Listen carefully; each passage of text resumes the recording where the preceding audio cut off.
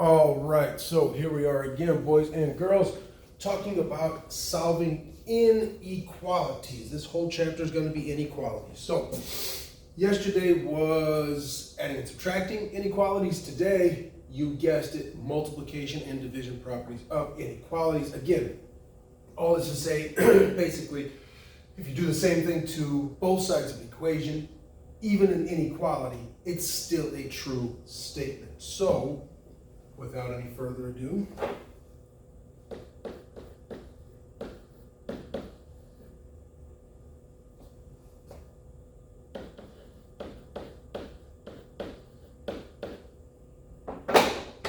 let's look at a couple of examples. So, I have a problem like this. I have x over 8. X over 8, remember, is a division problem. So when I want to solve this equation, I use my inverse operations and I multiply both sides of the equation by 8. 8 divided by 8 is 1. X greater than negative 40. Variables on the left-hand side, so graphing is easier. Here's 0, negative 40. Is it open or closed? Is it right or left? There you go. Bing, bang, boom. Number 2. Division equation, multiplication equation. The way you solve multiplication equation is by division. Divide by 3 on both sides. I get negative 8. 3 divided by 3 is 1. Now, I need to take that equation. I don't want to graph with the variable on the right-hand side. I'm going to grab the whole thing and turn it around. There's no mathematical reason to do it. We do it to make our lives easier. Negative 8. This is a closed circle on negative 8, shaded less than to the left. Any other questions? Let me know. Moving on. So,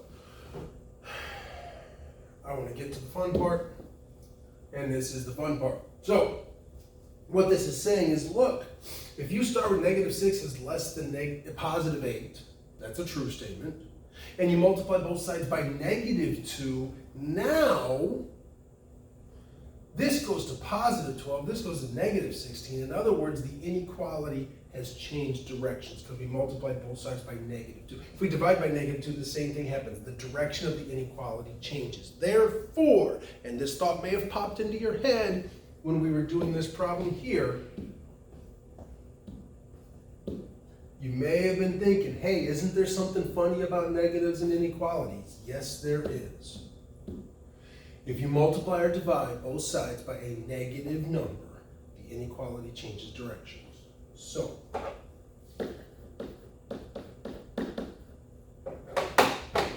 what step is being done here? I'm going to multiply by negative 3 on both sides of the equation. Multiply by negative. When those thoughts go through your mind, the inequality changes direction. That's what I get. That is a mathematical requirement. You multiply both sides by a negative number, the inequality changes direction. Now, the next part we only do to make life easy. I'm going to take this whole thing and turn it around. That's not required. That's to make things easy on me. Because I like it when things are easy on me, and I know you do too.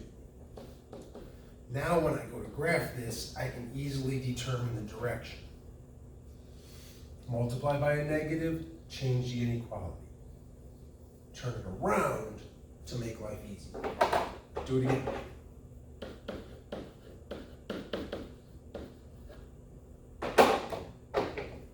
Negative 7y, this one's negative 35.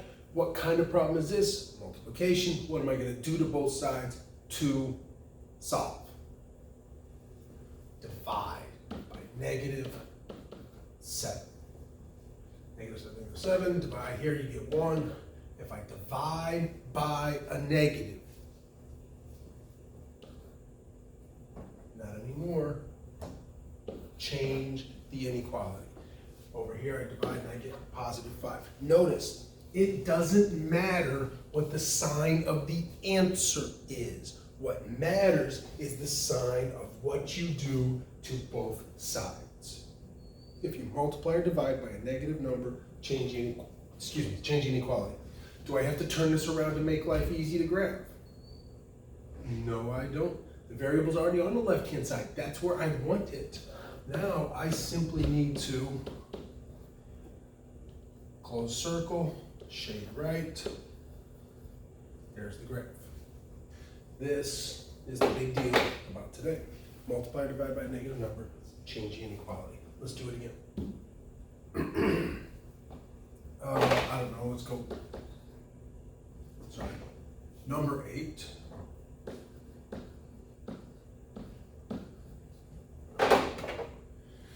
What am I going to do to both sides of the equation? Divide by negative 9.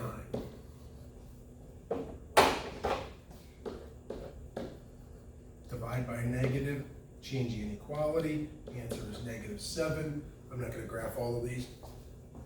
I want to do the math with you. Let's do this.